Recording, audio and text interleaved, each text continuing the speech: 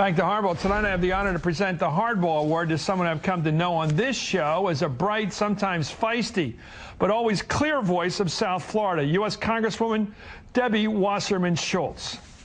I'm a Floridian, and I am a Floridian first. No matter what candidate I support, I fight to make sure that my voters get their votes counted. How would you describe yourself if you had a book? You know, I'm right up there with fire-breathing liberal Robert Wexler. No question. On what Barack would do for the future. I'm talking 20, 30 years now. How's it going to be different because of him if he gets in? Well, what we're not going to do is constantly push the scare me button, which is what the Republicans consistently do. Congresswoman Debbie Wasserman Schultz of Florida. That's what we're all about. It's about Americans and children and grandchildren. You guys are the fastest talking people. Not as fast as you. Anyway, I think we got a lot of thoughts in there. If people are picking up on this, but there's a lot for them to absorb. It's like drinking out of a fire hydrant with you two. How much would you like to be debating her tonight? You know, it's extremely tempting. It would be an exciting opportunity. But Joe Biden is going to be ready, and I think he'll do just fine. But I'm chomping at the bit, I have to admit. I think I've got you to blush, Congresswoman, because you know you'd be dying to be in there. Anyway, so I knew she was gutsy. I just didn't know how gutsy. This weekend, U.S. Congresswoman Wasserman Schultz, as part of her push for breast cancer awareness, revealed the fact and told the world that she herself has privately battled the disease while running the roll call votes, winning a re-election campaign, cementing her reputation as a top-drawer campaign surrogate for Hillary Clinton, then for Obama, fighting for the interests of her constituents, not to mention being a mother of 3. This remarkable woman underwent 7 major surgeries for cancer. So the rules still apply. To win a Hardball Award, you need to show political moxie, tenacity, strength of will, and an ability to make yourself heard in a busy, noisy, distracted world. To Debbie Wasserman Schultz, the Hardball Award for all that and being a great person besides. We have the honor here, by the way, in the next Hardball segment tonight of hearing from the Congresswoman herself. We'll be right back. Welcome back to Hardball. As you heard earlier in the program, Florida U.S. Congresswoman Debbie Wasserman Schultz, one of our familiar guests here on Hardball, and certainly one of our more popular, spent the past year battling breast cancer. Along the way, she managed to run for and win re-election from Florida, to work for Hillary Clinton, and to work for Barack Obama, and to make at least 9 appearances on Hardball, where she always came ready to play. She joined us once again. Congresswoman, thank you for joining us. It's great. Well, you look nice today, as always. Thank you. So you decided to come out and tell the country what you've been going through privately. Why? Well, because I always knew that I would do that, because I wanted to be able to use my position in Congress to be able to fill whatever gaps there were in breast cancer advocacy, because it's a disease that continues to kill millions of women across this country. It is now the #1 killer of young women under 40. And you know, once I got through my battle privately and was able to protect my children, I wanted to make sure that I could use my position in Congress to be able to help move the ball down the field. You had to make a big decision about radical mastectomy, and that's a decision. When does that decision confront the average person, a woman who gets affected by this? Well, it really depends. I mean, for me, I caught my tumor early and was initially only expected to need a lumpectomy and radiation. But then, because I'm a Jewish woman of Ashkenazi descent, I was encouraged to get a blood test that would tell whether I was a carrier of the BRCA1 or 2 gene, which would make it more likely that I would have a recurrence. And so I have that gene. I have the BRCA2 gene. And at that point, all my decisions were turned upside down. And a double mastectomy was recommended highly, because it was about a 65% likelihood that I would have a recurrence in my healthy breast tissue. And then on top of that, I needed to have my ovaries removed, because there is a much higher incidence of ovarian cancer when you carry this gene.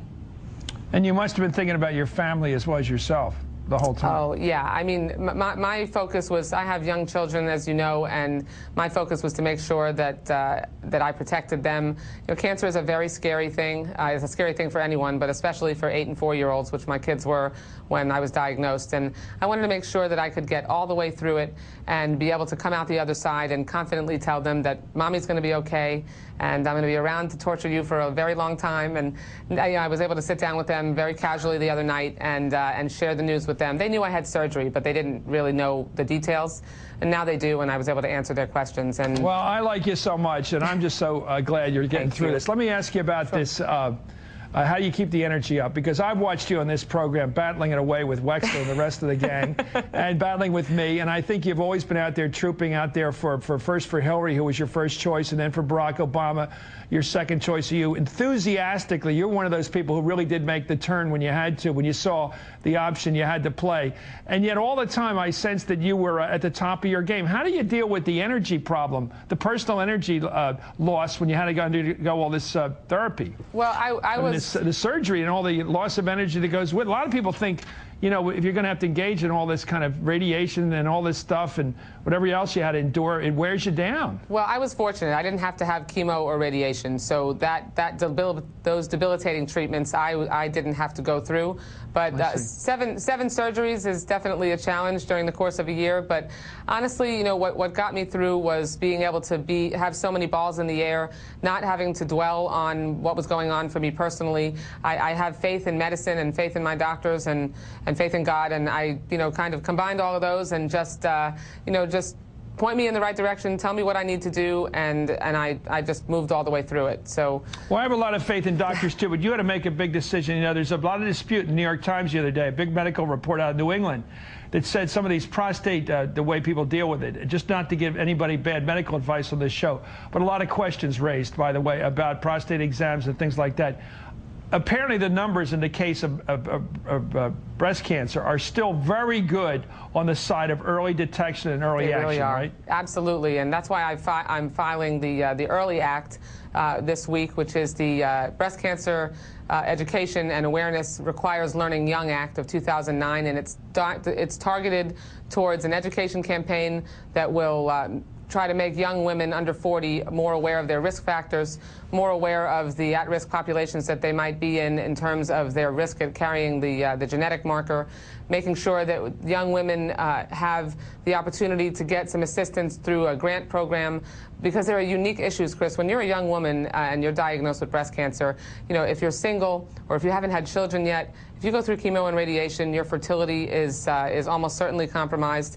You know, what are you going to do about preserving your fertility? What about, you're not going to be able to, if you have a double mastectomy, you can't breastfeed your children. There's so many unique challenges that young women face, and we have to live through our lives much longer than older women do when we're diagnosed. So the Early Act is designed to help focus on the needs and risk factors for young women in particular, and I'm hopeful we can pass it this year. What about these ethnic factors, like we grew up knowing about Tay-Sachs and other diseases that affect African Americans? And you mentioned that particular background you have, Ashkenazi, which is your family comes out of Europe. Right.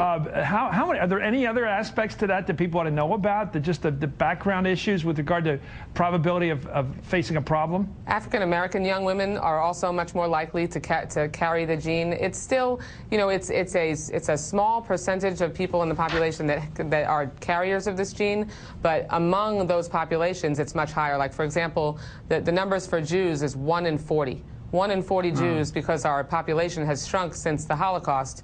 We tend to marry within the faith, and as a result, the gene spreads in a more concentrated way. And it's important to know the risk factors. Important to know if you have breast cancer in your immediate family, it makes you more likely. If you present with breast cancer as a young woman, that's a warning sign that maybe you should get the blood test. So we're trying to get this legislation passed so that we can make sure young women are more aware of their risk factors, that they perform breast self-exam. The critical thing for me, Chris, was that I was aware of my own body. I did breast self-exam regularly. I caught my tumor early. Early detection, like you said at the beginning of this, is absolutely the key to survival. Well, it was amazing seeing you down in Alabama commemorating the great fight for civil rights all those years ago. You are a multitasker from heaven. Thank you so much. Congratulations on winning a hardball wall. A small charm on your otherwise busy bracelet of success in life. Thank you very much for joining us. Thank you. U.S. Congresswoman Debbie Wasserman Schultz, thanks for joining us.